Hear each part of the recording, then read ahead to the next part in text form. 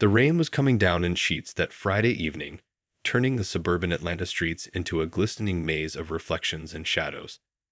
It had been a long day of parent-teacher conferences at Riverside High, where he'd spent hours discussing test scores and classroom behavior. His shoulders ached from sitting in those tiny plastic chairs, and all he wanted was to get home, order some Chinese food, and catch up on his favorite shows. That's when he saw her, an elderly woman standing helplessly next to her beige Toyota Camry on the side of Cedar Avenue. She was holding an umbrella that had flipped inside out from the wind, and even from a distance, he could see her hands shaking as she tried to make a call on her phone. The flat tire was obvious, the rubber completely shredded on the front passenger side. He thought about driving past. It was dark, the rain was getting worse, and these days, people were always suspicious of strangers. His mother's voice echoed in his head. "Baby, the world's already hard enough. If you can help someone, you help them." She'd raised him right, working 2 jobs after his father passed, never letting him use their circumstances as an excuse not to be kind. Sighing, he flicked on his hazard lights and pulled over about 20 feet ahead of her car. In his rearview mirror, he could see her clutching her purse tighter. He grabbed his umbrella from the back seat and took a deep breath. These moments always made him nervous. He'd learned early on that being a tall, dark-skinned man approaching someone at night came with its own set of challenges. "Ma'am," he called out, keeping his voice gentle and staying a respectful distance away. "I noticed you've got a flat. I'd be happy to help you change it if you'd like." The rain drummed against his umbrella as he waited for her response. The woman squinted at him through the rain, her silver hair plastered to her forehead. She must have been in her mid-70s, wearing a light blue cardigan that was now soaked at the shoulders. "Oh," she said, her voice wavering between relief and uncertainty. "I've been trying to reach AAA, but my phone keeps dropping the call." "Yeah, the reception out here gets pretty bad when it rains," he said, smiling warmly. "I teach high school just up the road. I promised I just want to help. My mom would never forgive me if I left someone's grandmother stranded in the rain." Something in his words made her shoulders relax slightly. "I suppose I could use the help," she said, attempting to fix her inside-out umbrella. "I was heading home from my bridge club when this happened. I heard the pop and everything." He moved slowly to her car, keeping his movements deliberate and calm. "Let me get your spare from the trunk, and we'll have you back on the road in no time. I'm a pro at this. Changed 3 students' tires in the school parking lot just this semester." As he worked in the rain, she told him about her 3 grandchildren, her weekly bridge club, and how her husband had always handled car troubles before he passed 2 years ago. "My son keeps telling me to get one of those fancy roadside assistance apps," she said, watching him position the jack. "But I'm no good with all that technology." He nodded, his white dress shirt now soaked and muddy as he loosened the lug nuts. "Nothing wrong with keeping things simple," he said, though he made a mental note that she'd mentioned her son. It was always good to know if someone had family looking out for them. But maybe have a backup plan for nights like this. The whole process took about 20 minutes, his practiced hands making quick work of the tire change despite the rain. When he finished, she insisted on taking down his name and number. "My son works in security," she said, pulling out a small notebook from her purse with shaking hands. "He always tells me to keep records of everything. You know how they are these days." He hesitated for just a moment before giving her his real name. There was something in the way she said security that made him pause, but he brushed it off. He was just being paranoid. Years of experience had taught him to be cautious, but sometimes kindness was just kindness. As she drove away, he watched her taillights disappear into the rain, feeling good about helping despite his initial reservations. He had no way of knowing that this simple act of kindness was about to turn his life upside down, starting with a black SUV that would be parked across from his apartment the very next morning. The next morning started like any other Saturday. He woke up early, a habit he couldn't shake even on weekends. The rain had finally stopped, leaving behind that fresh, clean smell that always reminded him of new beginnings. He made his usual weekend breakfast, 2 eggs over easy, wheat toast, and a cup of coffee so strong it could probably wake the dead. Standing by his kitchen window, mug in hand, he noticed something odd. A black Suburban with tinted windows was parked across the street. In his quiet neighborhood, where most people drove sensible family cars, it stuck out like a sore thumb. He wouldn't have thought much about it, except the car looked expensive, the kind you'd see in those movies about government agents or high-end security firms. The morning news played quietly in the background as he got ready for his weekend routine. First stop was always the local gym, nothing fancy, just a small place where everybody knew everybody. As he grabbed his gym bag and headed out, he couldn't help but notice how the guy in the Suburban seemed to be reading a newspaper. Who even reads physical newspapers anymore? The drive to the gym was short, just 10 minutes through familiar streets. 3 minutes in, he noticed the black Suburban had pulled out behind him. Just a coincidence, he muttered to himself, taking an unnecessary right turn. The SUV followed. His heart started beating a little faster, but he forced himself to stay calm. Growing up, his uncle had always told him that paranoia was a luxury he couldn't afford. He needed to be sure before reacting. At the gym, he went through his usual routine, but his mind kept wandering to the car outside. Between sets of bench presses, he caught glimpses through the big front windows. The Suburban was there, parked at the far end of the lot, engine running. Mrs. Chen, who always worked the front desk on Saturday mornings, noticed his distraction. "You okay, sweetie? You've been staring out that window more than at your weights," she said, pushing her reading glasses up her nose. He managed a smile. Just one of those days, I guess. He didn't want to worry her, but something about the situation felt off. The woman from last night had mentioned her son worked in security. Surely this couldn't be related. Who sends surveillance after someone for changing a tire? After his workout, he decided to test his theory. Instead of heading straight home, he drove to the coffee shop on the other side of town, a place he rarely visited. Sure enough, the black SUV appeared in his rearview mirror, keeping a steady 3 car lengths behind him. Inside the coffee shop, he ordered a drink he didn't want and sat by the window, watching. The Suburban was parked across the street, its windows so dark he couldn't make out the driver. His phone felt heavy in his pocket as he debated whether to call the police. But what would he say? "Someone's following me because I helped an old lady with a flat tire." It sounded ridiculous even in his head. His hands wrapped around the warm coffee cup as memories from his childhood surfaced. His mother had always taught him to trust his instincts, but she'd also taught him to be careful about involving authorities without concrete evidence. Too many times, he'd seen situations escalate because of assumptions and misunderstandings.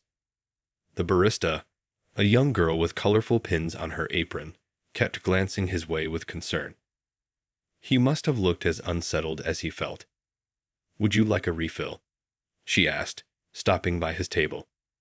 "You've been staring out that window for almost an hour." Had it really been that long? He checked his phone. 11:47 a.m. He'd spent his entire morning playing this cat and mouse game with a mysterious SUV, and he was no closer to understanding why. All because he'd stopped to help someone in need. As he drove home, taking the longest route possible, his mind raced with possibilities. Maybe he was overreacting. Maybe this was all just a strange coincidence. But deep down, he knew better. Something about that woman's mention of her son and security wasn't sitting right. And now here he was, being followed by what looked exactly like a high-end security vehicle. This was only the beginning of what would turn out to be the strangest week of his life. All because he'd chosen to be kind on a rainy Friday night. Sunday morning brought no relief. The black Suburban was still there, like a shadow that refused to fade in the sunlight. He barely slept, spending most of the night peeking through his blinds, watching the vehicle's occupants change shifts every few hours. These guys were professionals. That much was clear. His sister called during breakfast, their weekly ritual since she moved to Chicago.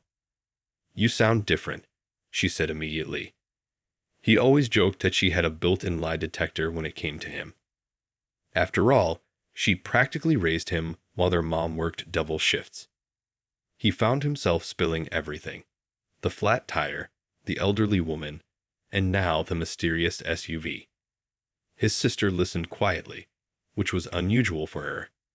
When he finished, the silence on the other end of the line was heavy. "Take pictures," she finally said, her voice tight with concern. "Document everything. And maybe skip your morning run today, just until we figure out what's going on." But he wasn't about to let them disrupt his entire life. The morning run was his thinking time, his way of clearing his head before facing the week ahead. So he laced up his running shoes, put on his favorite playlist, and headed out. The SUV followed at a distance, not even trying to be subtle anymore. He took his usual route through the park, past the duck pond where kids usually fed the birds. Today, though, something was different. A second black SUV was parked near the playground. As he jogged past, he caught a glimpse of the driver, a man in a crisp suit, talking into what looked like a high-end radio. His heart pounded harder, and not just from the exercise. One vehicle could be coincidence, but two. This was orchestrated. He picked up his pace, his feet hitting the pavement with more force than necessary. The morning dew still clung to the grass, and the air had that crisp quality that usually energized him. Today, it just made him more aware of his surroundings. Back home, he noticed something new. His phone kept dropping calls. Not all of them, just the ones where he tried to contact the elderly woman from Friday night. The number she'd given him either went straight to voicemail or connected to a disconnected line message. It was as if she'd vanished. At work, things got weirder. The school secretary, who'd known him for 5 years, pulled him aside during his free period. "There were some men asking about you this morning," she whispered, her eyes darting around the empty hallway. "Said they were doing a background check. I told them they needed to go through proper channels." He felt his stomach drop. Background check? For what? He'd been teaching at the same school for years, his record was clean, and he'd never had any complaints. The only thing that had changed was helping that woman with her tire. During his last class of the day, he caught movement outside the classroom window. The black SUV was parked across the street from the school, visible through the row of oak trees that lined the campus. His students noticed his distraction. These kids never missed anything. "You okay, Mr. T?" one of them asked as the bell rang. "You kept looking out the window during the lesson about polynomials." He managed a smile. "Just enjoying the nice weather," he lied, feeling guilty.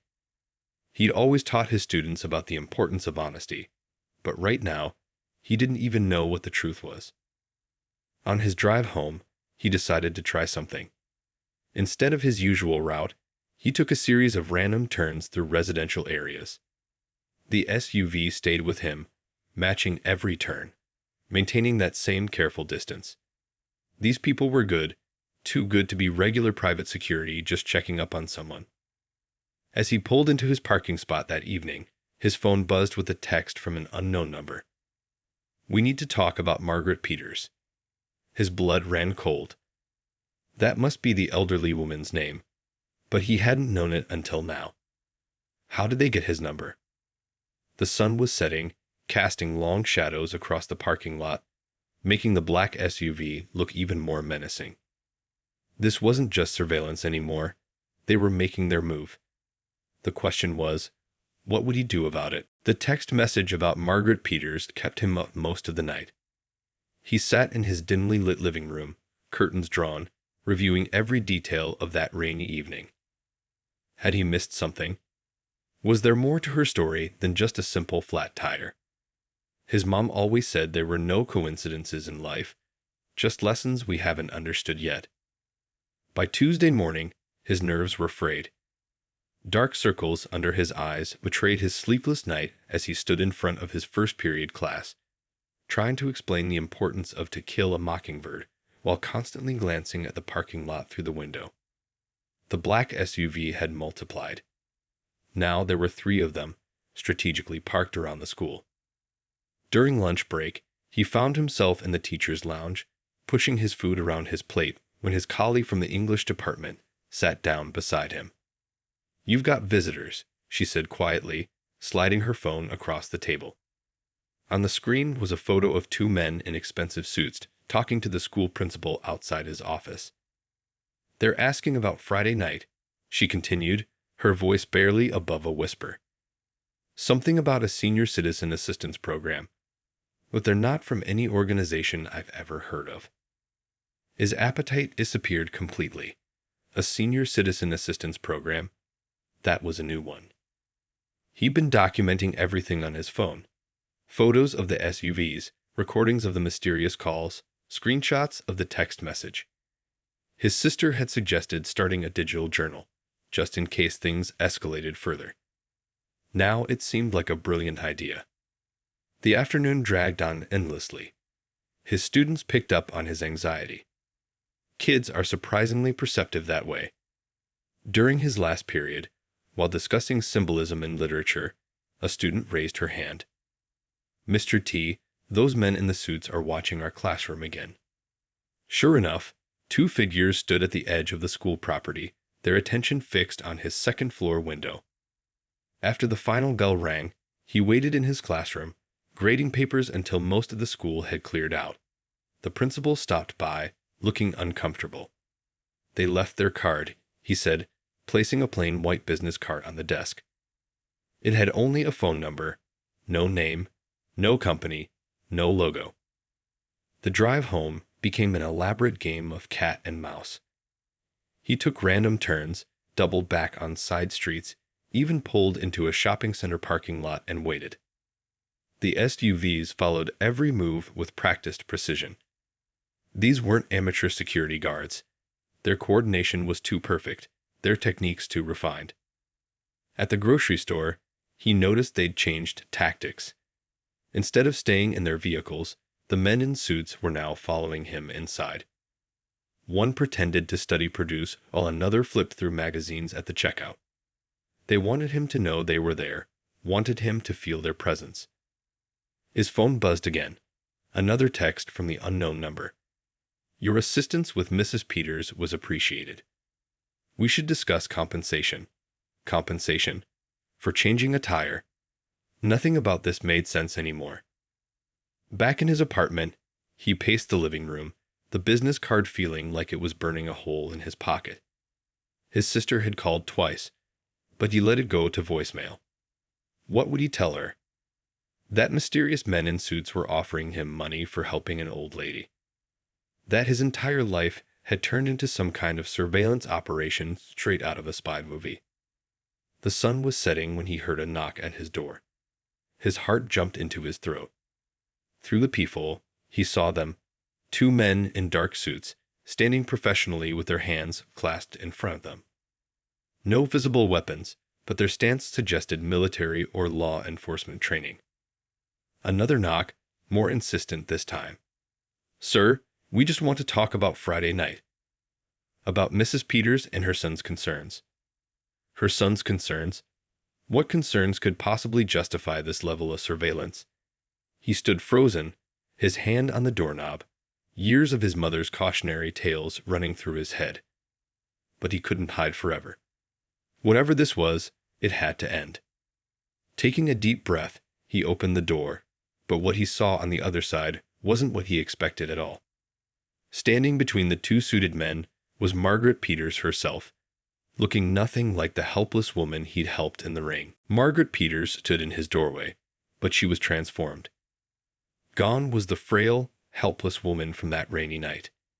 Instead, she wore a crisp navy business suit, her silver hair perfectly styled, and her posture straight and commanding.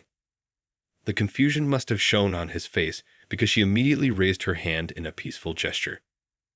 "I owe you an explanation," she said, her voice stronger and more confident than he remembered. May we come in? What I have to say shouldn't be discussed in a hallway. He hesitated, looking at the two suited men flanking her. His mind raced with every possible scenario, none of them good. But curiosity won out over caution. He stepped aside, letting them enter his small apartment. First, Margaret said, settling onto his couch like she owned it, "I want to apologize for the surveillance. My son can be overzealous in his protective measures." She shot a disapproving look at the suited men, who remained standing, their faces professionally blank. The pieces started falling into place. "Your son," he said slowly, "the one who works in security." She sighed deeply, looking suddenly tired. "My son owns Atlas Security Group. They provide protection for half the politicians and celebrities in Atlanta. He's been different since his father's death. Paranoid, you might say." One of the suited men cleared his throat. "Mrs. Peters, we shouldn't." She waved him off irritably. "Oh, hush. This young man has spent 4 days being stalked by your team. He deserves the truth." Turning back to him, she continued, "When I told my son about your help that night, he overreacted. You see, 3 years ago, my husband, his father, was killed in what looked like a simple roadside assistance scam." The living room felt smaller suddenly, the air heavier. Outside, the sun had set completely, leaving them in the dim light of his old floor lamp. He thought about how many times his own mother had warned him about stopping for strangers, about how the world wasn't always kind to people who looked like him. "After I mentioned you," Margaret continued, "my son ran a background check. When he found out you were a teacher, he became even more suspicious. Said it was too perfect.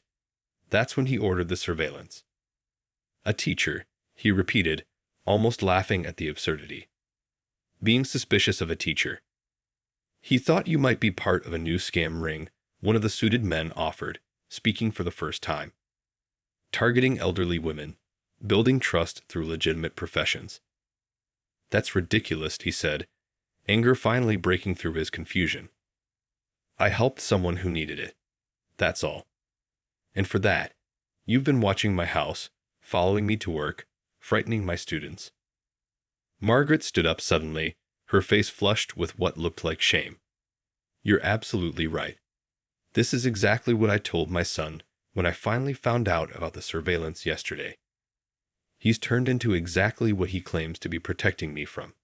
Someone who sees threats in every act of kindness." She reached into her purse and pulled out an envelope. "This is a formal apology from Atlas Security, along with compensation for any distress caused." When he started to protest, she held up her hand. "Please, not for helping me. That was kindness that can't be repaid. This is for the harassment you've endured because my son has forgotten how to trust." The envelope felt heavy in his hands, but he didn't open it. Instead, he looked at Margaret directly. "What happened to your husband? I'm sorry. But punishing every good Samaritan won't bring him back." Tears welled in her eyes. "That's exactly what I told my son this morning. That's why I'm here. The surveillance ends now." She turned to the suited men. "Isn't that right, gentlemen?" They nodded stiffly, clearly uncomfortable with the entire situation. As they prepared to leave, Margaret paused at the door. "You know what the saddest part is? When you helped me that night, it was the first time since my husband died that I felt like there might still be good people in the world. And then my son tried to turn even that into something dark." The words hung in the air long after they left, leaving him alone in his apartment, holding an envelope of apology money he wasn't sure he wanted to accept. Outside, he heard car engines start up, and for the first time in 4 days, the black SUVs pulled away, leaving his street quiet and normal once again. But normal, he realized, would take on a whole new meaning after this week. Because sometimes doing the right thing comes with unexpected consequences, and kindness can be misinterpreted in a world that's forgotten how to trust. The next morning felt strangely empty without the black SUVs shadowing his every move. As he got ready for work, He kept glancing out his window, half expecting to see them there. The envelope from Margaret Peters lay unopened on his kitchen counter, where he'd left it the night before. His sister called during his morning coffee. "So they're really gone?" she asked, the worry still evident in her voice. "Just like that." "Just like that," he confirmed, stirring his coffee absently. Turns out it was all because of a grieving son who couldn't handle the idea of someone being genuinely kind to his mother. He could hear his sister sigh on the other end. "Have you opened the envelope yet?" He looked at it, sitting there innocently between his bills and junk mail. "No. It doesn't feel right, taking money for doing something any decent person would do." "Maybe," his sister said thoughtfully, "it's not about the money. Maybe it's about accountability. Rich people thinking they can just throw money at problems they create." Her words stuck with him as he drove to work. The school parking lot looked different somehow, emptier without the surveillance vehicles. His students noticed the change immediately. "The men in suits are gone," one of his brightest students observed during first period. "Did you fight them off, Mr. T?" He couldn't help but smile. "Sometimes," he told the class, "things aren't as mysterious as they seem. Sometimes it's just people letting fear override their better judgment." During lunch, he finally opened the envelope. Inside was a check with more zeros than he'd ever seen, along with a handwritten note from Margaret. "This can't undo the harassment, but it might help make a difference. Use it wisely." He sat there, staring at the check, thinking about his overcrowded classroom, about students who couldn't afford lunch, about the rundown community center where he volunteered on weekends. The money could help a lot of people, but something still felt off about accepting it. After school, he drove to the address listed on the Atlas Security business card. The building was all glass and steel, screaming money and power. At the front desk, he asked to see Margaret's son. The receptionist looked surprised. Apparently, people didn't just walk in asking to see the CEO. 15 minutes later, he was sitting across from a man who looked nothing like he imagined. Younger than expected, with tired eyes and a photo of his parents prominently displayed on his desk. The man looked at the unopened envelope with recognition. "My mother said you might come," he said quietly. "She also said you'd probably try to return the money." "It doesn't feel earned," he replied honestly. "And it feels like accepting it would be saying what happened was okay. It wasn't." The man, Mrs. Peters' son, rubbed his face wearily. "No, it wasn't. I let fear control my actions. I saw a threat where there was only kindness, and I responded with intimidation and surveillance. The money isn't a fix. It's an acknowledgement of my mistake." They talked for an hour. About loss, about fear, about how easy it is to forget that good people still exist. About the father who was killed trying to help someone, and how that tragedy poisoned his son's view of the world. Finally, he pulled out the check and placed it on the desk. "Instead of giving this to me, how about we use it to start something meaningful? A foundation, maybe, to help restore faith in random acts of kindness." Mrs. Peters' son looked at the check, then back at him. "You're suggesting we use the money meant to buy your silence to promote the very thing I was suspicious of. Sometimes the best way to fight fear is to create more opportunities for kindness." A slow smile spread across the man's face, probably the first real one in years. "My father would have liked that idea. He always said the world needs more Good Samaritans." As he left the Atlas Security building that evening, he felt lighter somehow. The weekend's surveillance nightmare had transformed into something unexpected. A chance to turn suspicion into trust, fear into hope. His phone buzzed with a text from Margaret. "My son just called. Thank you for teaching him what I couldn't.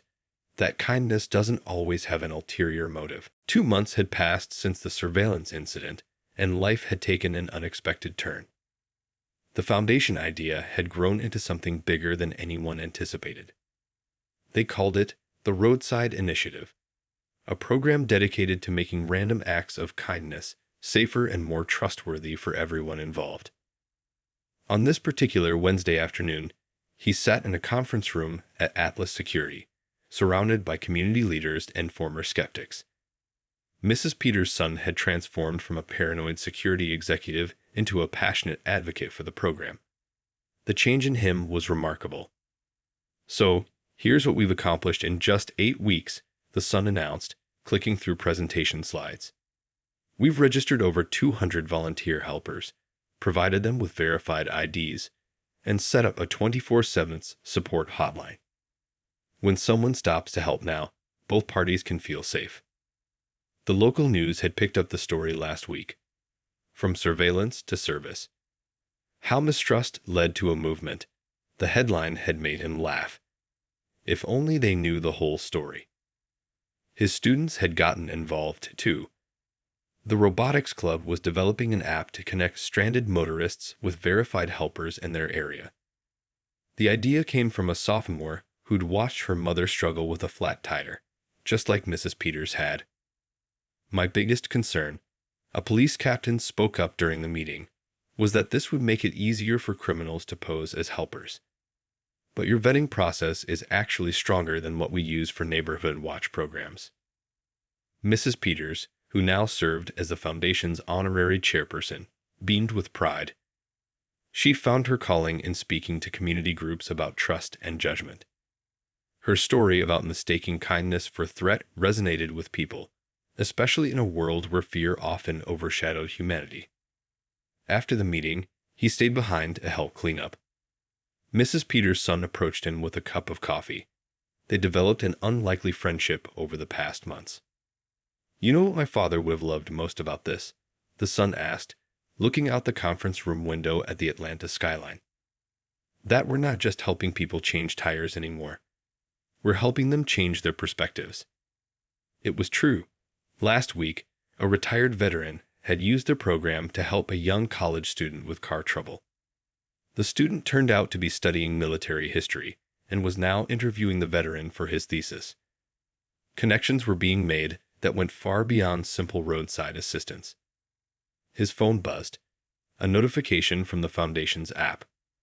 Another successful help session had just been completed across town. The helper was a grandmother who'd learned basic car maintenance just so she could volunteer. The person she'd helped was a teenage driver having his first car emergency. "We're at 500 successful assists now," Mrs. Peters' son said proudly. "Not a single incident. No scams, no crimes, no misunderstandings. Just people helping people." Walking to his car later that evening, he spotted someone with a flat tire in the parking lot. Old habits made him hesitate for just a moment, but then he saw the bright yellow sticker in their window. They were part of the program. He pulled over, showing his verified helper ID. The driver, an elderly man with kind eyes, smiled with relief. "I was just about to use the app," he said. "Guess I don't need to now. You know, before this program started, I would have been scared to accept help from a stranger." Funny how things change. As they worked on the tire together, sharing stories and laughs, he couldn't help but think about that rainy night that started it all. One act of kindness, viewed through the lens of fear, had almost turned ugly. Instead, it had sparked something beautiful. A reminder that trust, when properly nurtured, could grow even in the most suspicious soil. His phone buzzed again. This time, it was Mrs. Peters. "Just heard about another match on the app." A young teacher helped a security guard change his tire. Sometimes life comes full circle in the most perfect ways. He smiled, putting his phone away and focusing on the task at hand. Because sometimes the biggest changes start with the smallest actions, and sometimes the best way to fight fear is to keep being kind, one tire change at a time. 1 year after that rainy night, he found himself standing on a stage at the city's annual Community Service Awards. The spotlight felt warm on his face as he looked out at the packed auditorium. His students had filled 3 whole rows, holding up handmade signs covered in tire drawings and encouraging messages. It started with a flat tire, he began, adjusting the microphone. Just one person helping another on a rainy night.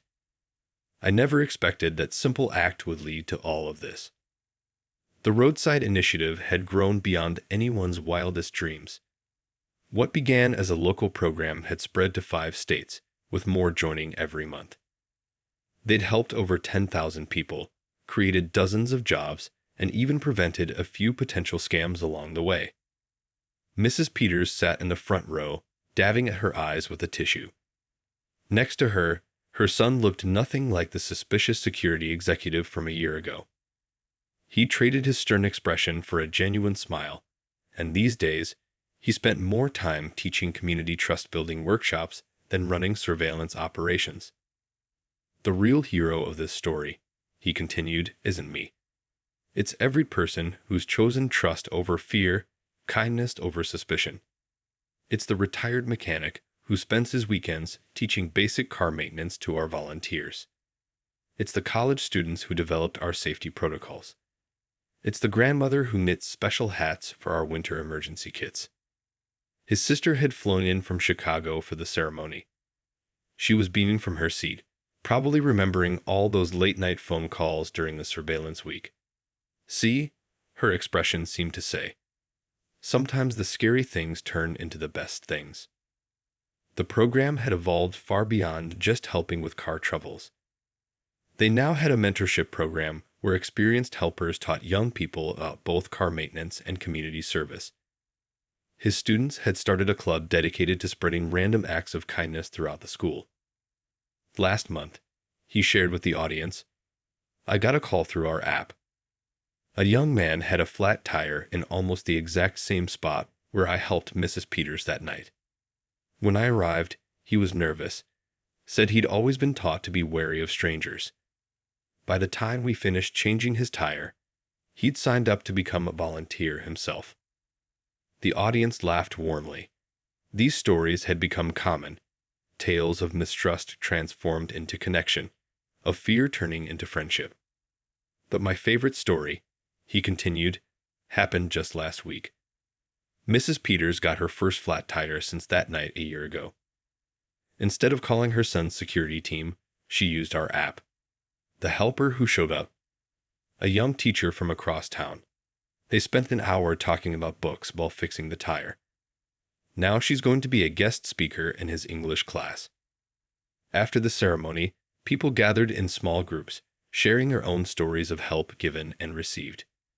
His students crowded around, excited about their latest project, expanding the program to include other types of emergency assistance.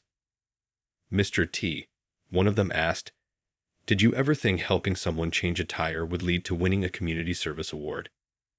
He smiled, looking around at all the lives touched by one simple act of kindness. Sometimes the smallest choices have the biggest ripples, he answered. We just have to be brave enough to make them.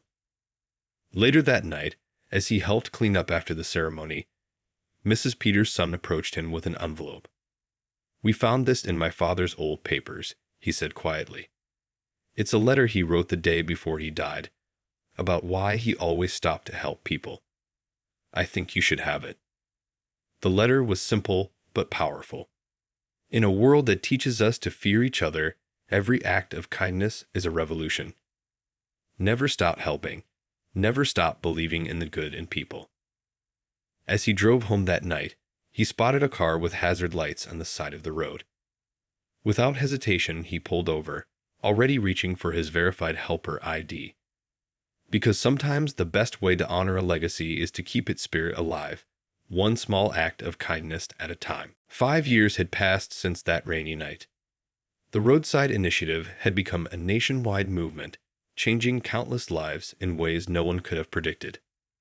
On this particular evening, he sat in his classroom, staying late to finish grading papers, when a familiar face appeared in his doorway. Still working late, I see, Mrs. Peters said, her silver hair now completely white, but her eyes as bright as ever.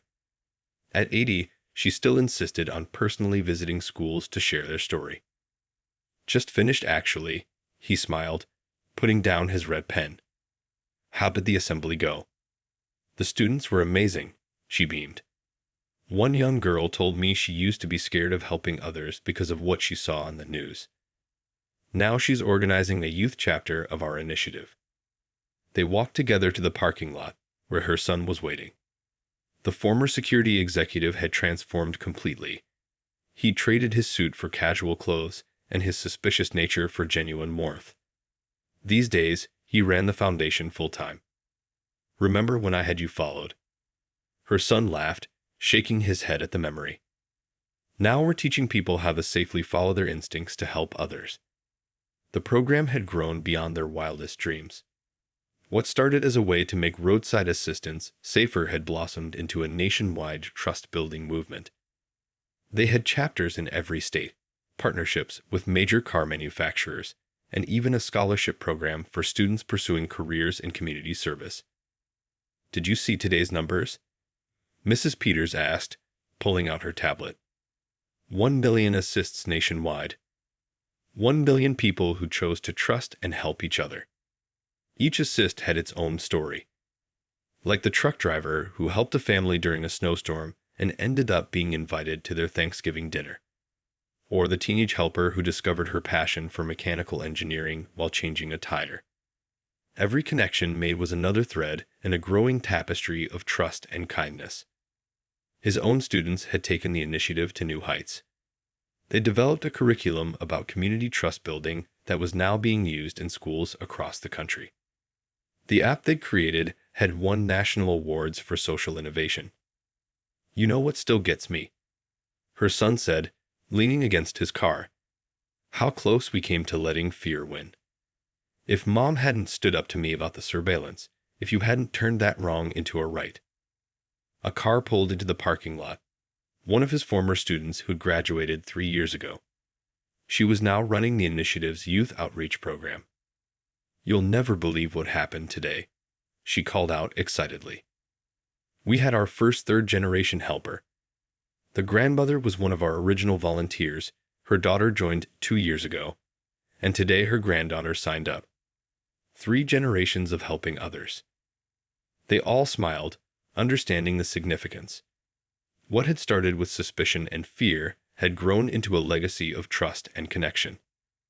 As the sun set over the school, casting long shadows across the parking lot, Mrs. Peters pulled out an old, worn piece of paper, her husband's letter about helping others.